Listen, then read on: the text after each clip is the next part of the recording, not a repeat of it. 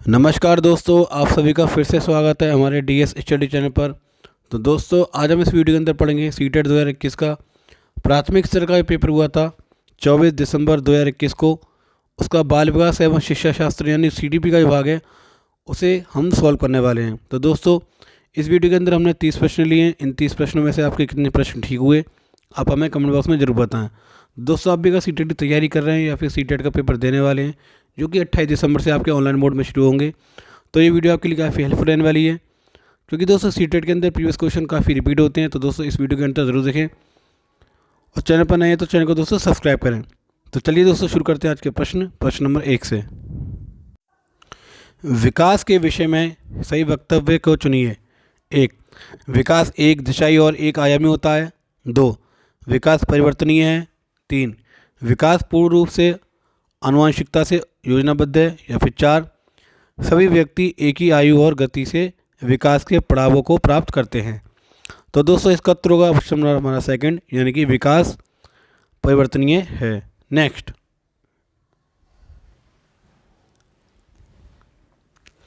निम्न में से विकास का कौन सा सिद्धांत प्रस्तावित करता है कि बच्चे अपनी भुजाओं पर उंगलियों से पहले मांसपेशीय नियंत्रण कर पाते हैं। 1, अधोगामी सिद्धांत। 2, शीर्षगामी सिद्धांत। 3, तथ्य की स्वतंत्रता का सिद्धांत। या फिर 4, पदानुक्रम एकीकरण सिद्धांत। तो दोस्तों, इसका उत्तर होगा ऑप्शन नंबर हमारा फर्स्ट, यानी कि अधोगामी सिद्धांत। नेक्स्ट, शारीरिक लक्षण जैसे आंखों का रंग, ऊंचाई, बालों का रंग। 1, मुख्यतः पर्यावरणीय कारक द्वारा सुनिश्चित होते हैं। 2, वंशागत होते हैं। 3, सांस्कृतिक कारक द्वारा सुनिश्चित होते हैं। या फिर 4, आनुवंशिकता और पर्यावरण के बीच अंतःक्रिया का परिणाम होते हैं। तो दोस्तों, इसका उत्तर होगा ऑप्शन नंबर हमारा सेकंड, यानी कि वंशागत होते हैं। नेक्स्ट, डैश बच्चों के समाजीकरण की प्राथमिक संस्था है। 1, विद्यालय। 2, जनसंचार। 3, धर्म। या फिर 4, परिवार। तो दोस्तों, बहुत ही इजी क्वेश्चन है। इसका उत्तर होगा हमारा ऑप्शन नंबर फोर्थ, यानी कि परिवार बच्चों के समाजीकरण की प्राथमिक संस्था है। नेक्स्ट, एक बच्चा सिर्फ मूर्त वस्तुओं के साथ ही समस्याओं का समाधान कर सकता है। उसकी समस्या समाधान की यह विशेषता किस स्तर के अंतर्गत आती है। 1, संवेदकामक अवस्था।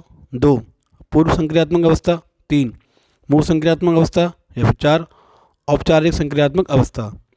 तो दोस्तों, इसका उत्तर होगा ऑप्शन नंबर हमारा थर्ड, यानी कि मूल संक्रियात्मक अवस्था। नेक्स्ट,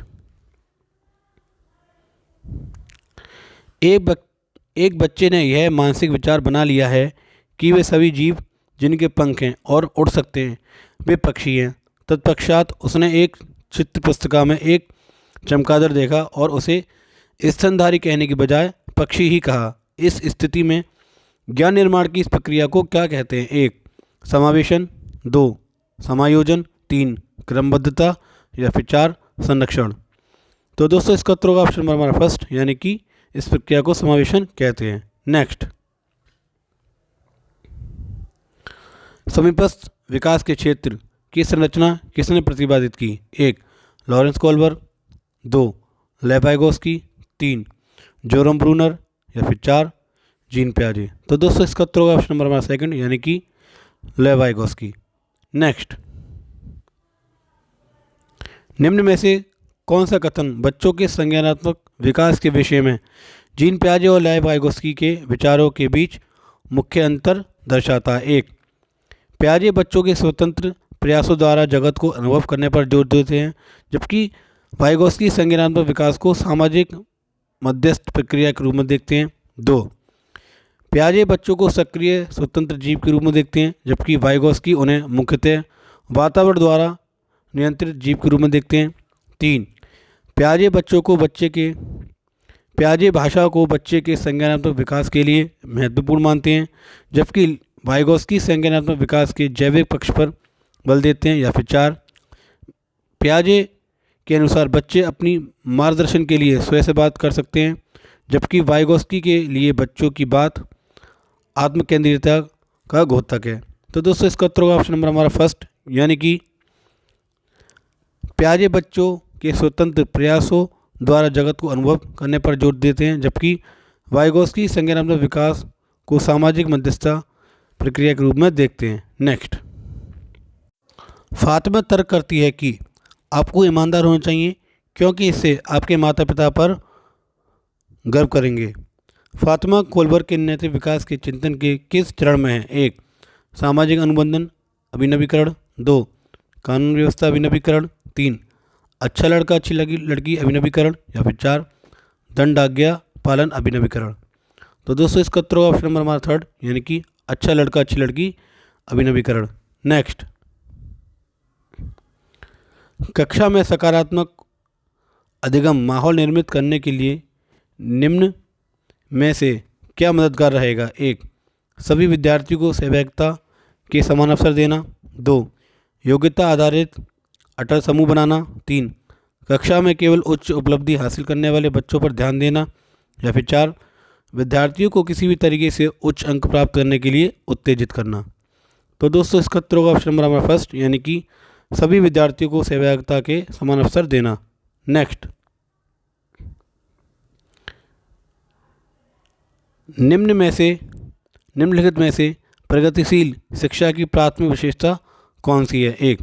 बार बार पेपर पेंसिल आधारित परीक्षा से अधिगम का आकलन। 2. परीक्षा में उच्चतम अंक प्राप्ति पर बल। 3. पाठ्यचर्या और आकलन में लचीलापन। या फिर 4.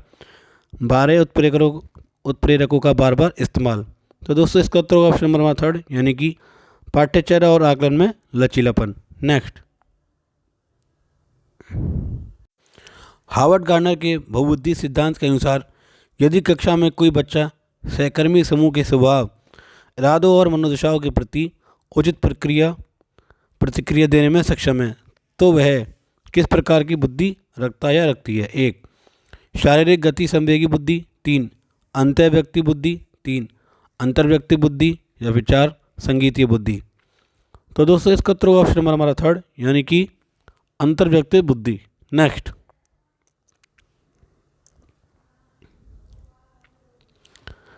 व्यवसाय के संप्रत्यय को पढ़ाते समय मोनिका ने विद्यार्थियों को पुरुष और महिलाओं को गैर पारंपरिक कार्य करते हुए फ्लैश कार्ड दिखलाए। इस युक्ति से छात्रों में 1. जेंडर रूढ़िवादिता को प्रोत्साहन मिलेगा। 2. जेंडर रूढ़िवादिता में लचीलेपन को प्रोत्साहन मिलेगा। 3. जेंडर तारतम्यता को प्रोत्साहन मिलेगा। या फिर 4. जेंडर आधारित प्रतिमान का निर्माण होगा। तो दोस्तों इसका उत्तर होगा ऑप्शन नंबर हमारा 2nd, यानी कि जेंडर रूढ़िवादिता में लचीलेपन को प्रोत्साहन मिलेगा। नेक्स्ट, निम्न में से कौन सा कौशल उच्च श्रेणी चिंतन नहीं है? 1. विशेषण। 2. निरूपण। 3. रचना। या फिर 4. प्रत्यास्मरण। तो दोस्तों इसका उत्तर होगा ऑप्शन नंबर 4, यानी कि प्रत्यास्मरण। नेक्स्ट, निम्न में से कौन सा मानदंड निर्देशित आकलन है? 1. अधिगम के निम्नतम स्तर को मानक निर्धारित करने वाला परीक्षण। 2. शततमकता को आकलन आधारित मानने वाला परीक्षण। 3. जेड स्कोर को आकलन आधार मानने वाला परीक्षण। या फिर 4. वह परीक्षण जो विद्यार्थियों को क्रम प्रदान करे। तो दोस्तों इसका उत्तर होगा ऑप्शन नंबर 1st, यानी कि अधिगम के निम्नतम स्तर को मानक निर्धारित करने वाला परीक्षण। नेक्स्ट, दिव्यांगजन अधिकार अधिनियम 2016 के अनुसार बौद्धिक क्रियाशीलता में सीमाबद्धता वाले व्यक्ति को संबोधित करने की उचित तरीका क्या है? 1. मानसिक मंदित। 2. बौद्धिक रूप से विकलांग व्यक्ति। 3. मानसिक विकलांग। या फिर 4. व्यक्ति जिसे बौद्धिक अक्षमता है। तो दोस्तों इसका उत्तर होगा ऑप्शन नंबर 4 हमारा, यानी कि व्यक्ति जिसे बौद्धिक अक्षमता है। नेक्स्ट, इनमें से कौन सी विधि समावेशन के अनुरूप नहीं है? 1. विविधता को सराहना और महत्व देना। 2. सब बच्चों में स्वाभिमान और सीखने के लिए आत्मविश्वास बढ़ाना। 3. शारीरिक सामाजिक और प्रवृत्ति संबंधी बाधाओं को दूर करना। या फिर 4.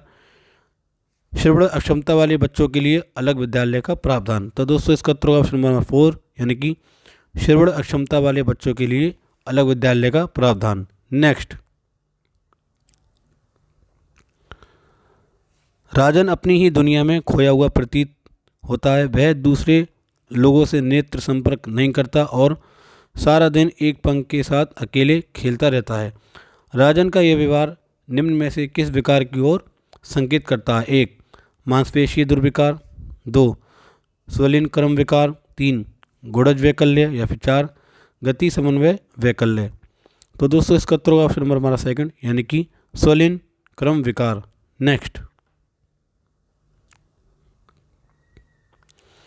विषय वस्तु को पढ़ाते समय शब्दों को हटाने, कोमा उलटकर लिखने और बदलकर लिखने में कठिनाई आना किस प्रकार की तरफ इशारा करता है? एक, विमर्श वैकल्य। दो, वाचन वैकल्य। तीन, गुड़ज वैकल्य। या फिर चार, उत्साह वैकल्य। तो दोस्तों इसका उत्तर होगा ऑप्शन नंबर हमारा सेकंड, यानी कि वाचन वैकल्य। नेक्स्ट, किसी चीज के विषय में नूतन तथा असाधारण रूप से सोचना और समस्या के निदान के लिए अनोखे समाधान ढूंढने की क्षमता क्या कहलाती है? एक, आवेगशीलता। दो, प्रतिवर्तनता। तीन, अतिक्रियाशीलता। या फिर चार, सृजनात्मकता। तो दोस्तों इसका उत्तर होगा ऑप्शन नंबर हमारा फोर, यानी कि सृजनात्मकता। नेक्स्ट,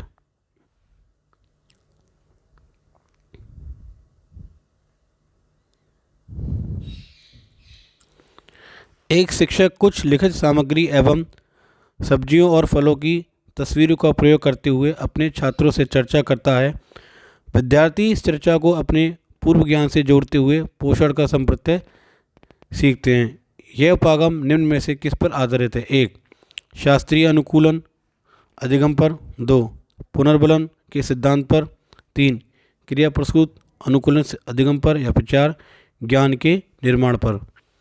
तो दोस्तों इसका उत्तर होगा ऑप्शन नंबर फोर, यानी कि ज्ञान के निर्माण पर। नेक्स्ट,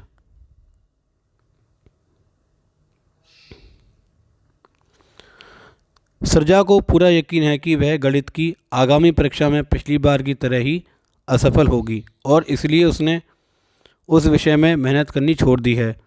वैसे भी उसकी शिक्षिका को उससे मंद अपेक्षाएं ही हैं। इससे आप सृजा के बारे में क्या अनुमान लगा सकते हैं? एक, वह आलसी और बहाने बनाती रहती है। दो, अधिगम असाध्यता का अनुभव कर रही है। तीन, वह पलायन प्रवृत्ति की है। या फिर चार, वह एक विवेकपूर्ण निर्णय लेने वाली विद्यार्थी है। तो दोस्तों इसका उत्तर होगा ऑप्शन नंबर हमारा सेकंड, यानी कि अधिगम असाध्यता का अनुभव कर रही है। नेक्स्ट,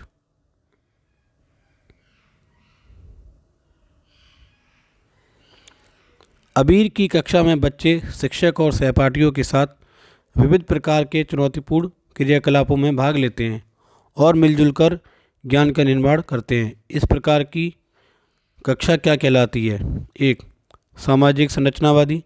दो, व्यक्तित्व संरचनावादी। तीन, परंपरागत कक्षा। या फिर चार, बहुभाषाई कक्षा। तो दोस्तों इसका उत्तर होगा ऑप्शन नंबर फर्स्ट, यानी कि सामाजिक संरचनावादी। नेक्स्ट,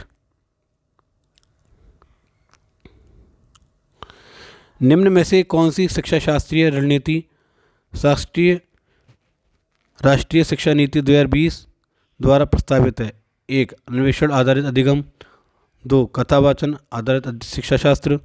तीन, वेदन तथा बार बार अभ्यास। चार, यानी कि चर्चा आधारित कक्षा है। तो दोस्तों इन चारों में से हमारे कौन से पॉइंट ठीक है? फर्स्ट। तो दोस्तों इसका उत्तर होगा हमारा ऑप्शन नंबर सेकंड, यानी कि फर्स्ट, सेकंड एंड फोर्थ। देखते हैं दोस्तों फर्स्ट, सेकंड एंड फोर्थ हमारा कौन से हैं। दोस्तों फर्स्ट है हमारा अन्वेषण आधारित अधिगम। सेकंड हमारा कथावाचन आधारित शिक्षा शास्त्र। और चौथा हमारा चर्चा आधारित कक्षाएं। नेक्स्ट,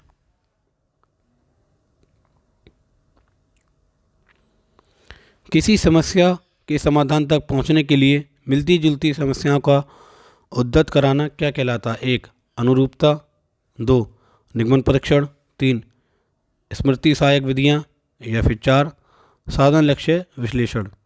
तो दोस्तों इसका उत्तर होगा ऑप्शन नंबर हमारा फर्स्ट, यानी कि अनुरूपता। नेक्स्ट, संकल्पनात्मक चित्रण नए संप्रत्यों की समझ को किस प्रकार सुसाध्य करते हैं? एक, जानकारी को संश्लेषित और सुव्यवस्थित करके। दो, उस संप्रत्यों को हटाकर। तीन, जानकारी को सामाजिक संदर्भ से पृथक करके। या फिर चार, प्रत्यास्मरण पर अतिबल देकर। तो दोस्तों इसका उत्तर होगा हमारा ऑप्शन नंबर फर्स्ट, यानी कि जानकारी को संश्लेषित और सुव्यवस्थित करके। नेक्स्ट, बच्चों द्वारा अधिगम प्रक्रिया के दौरान की जाने वाली त्रुटियां किस ओर संकेत करती हैं? 1. अधिक वेदन एवं अभ्यास की आवश्यकता। 2. अधिगम के लिए स्थिर संज्ञानात्मक अयोग्यता। 3. बच्चों और वयस्कों के चिंतन में गुणात्मक भिन्नता। या फिर 4. बच्चों के संज्ञानात्मक विकास पर आनुवंशिकता के प्रभाव। तो दोस्तों इसका उत्तर होगा हमारा ऑप्शन नंबर थर्ड, यानी कि बच्चों और वयस्कों के चिंतन में गुणात्मक भिन्नता। नेक्स्ट, एक अध्यापिका में यह योग्यता होना बहुत ज़रूरी है कि वह खुद को विद्यार्थी के स्थान पर रखकर यह महसूस करे कि वो क्या महसूस कर रहे हैं। यह योग्यता क्या कहलाती है? 1. सहानुभूति। 2. तदानुभूति। 3. उदासीनता। या फिर 4. गिलानी। तो दोस्तों इसका उत्तर होगा हमारा ऑप्शन नंबर सेकंड, यानी कि तदानुभूति। नेक्स्ट,